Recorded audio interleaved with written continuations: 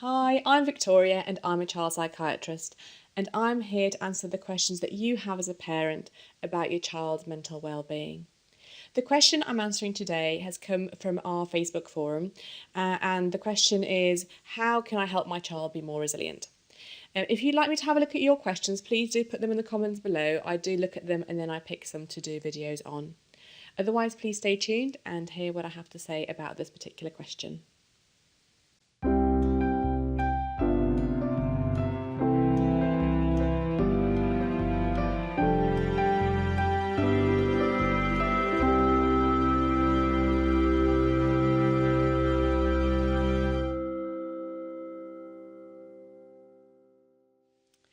So the first thing I would like to say is that I'm talking about resilience in the sense of the child being able to face challenges.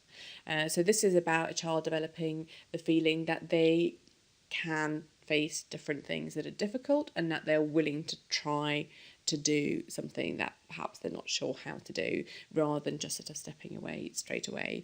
And also being able to deal with, when they do fail and perhaps not getting too overly upset about that and just sort of moving on. So that's the kind of resilience I'm talking about, and it absolutely can be, built. It's not something that you just sort of born with.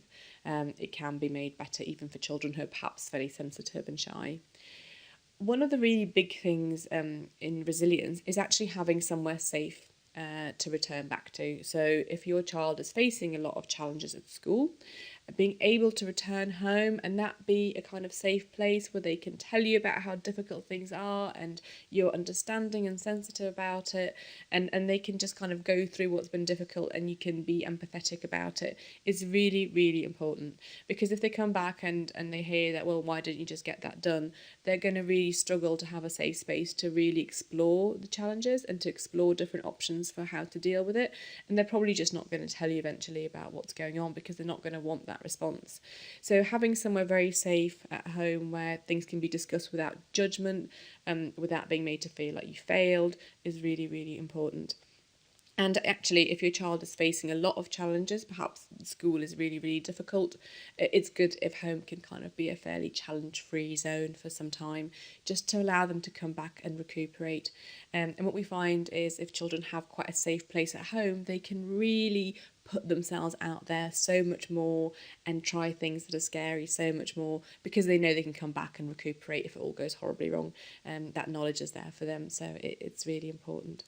The second thing is thinking actually with them about the different options available when they do have a challenge. Sometimes there is an option to keep going or try something different, but keep at it. But sometimes the option is there to step away, and maybe that could be the right option. Or perhaps it's to involve someone else or do something completely different. And I think helping your child develop that flexibility of thinking that just because something is difficult, it's not just either step away completely or, you have to just keep at it until you get there. That there are some different options in between, some creative options in between, and just helping them explore different ones so they know they can, pick and choose depending on the situation. So kind of exploring that's very helpful. And if you happen to be present for something challenging, they might be out and about and they have to face something they find difficult, coach them alongside them rather than stepping in if you can. Obviously, you can only sort of push your children so far. At some point, they'll just go, I'm not doing that.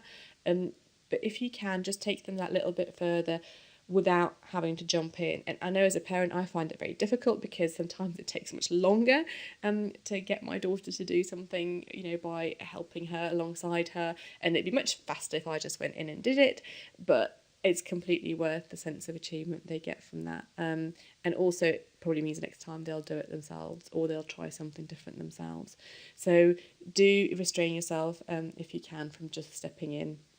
And just, help them alongside them. And this works for younger children, it works for teenagers. They do need a lot of encouragement sometimes, but, do your best. And that's kind of takes us nicely onto the third thing, which is really about fostering that sense of achievement. So if your child is really struggling with trying new things, and it's just something that's so terrified of failing, it's really great to just set up perhaps very small challenges that they're likely to succeed in, just to build their confidence. It might be something very, very small doing at home, or just something that you know they're probably going to manage, but they might be a bit scared of, just to help them stepwise gain some sense of, I can do things that are a bit challenging. And it doesn't have to be in school, it can be outside of school, it can be in games, it can be in whatever it is that kind of is going to work for them. But kind of really working on building those small achievements up, again, will just help them think of themselves as someone who can face challenges, and even if they sort of might fail, still sort of helping them do small challenges after that. So I think really the thing kind of to do this week is to think about that. How can I foster that sense of achievement? What little challenges can I set up for my child that they're going to do well in, and tell them, wow, I'm so impressed that you've done that. I'm so impressed that you've managed to do that on your own. And even if it's really quite difficult, and I think it is quite time consuming, and you have to set some time aside for that, it's a really good investment of time. So I think that's one of the things to do this week. So I hope you liked my video. Please do click through to my website. I do have online courses that I'm putting up shortly, and there's also some live workshops that I'll be setting up. Some free content there as well. So please do click through, comment below and like, and I will see you next week.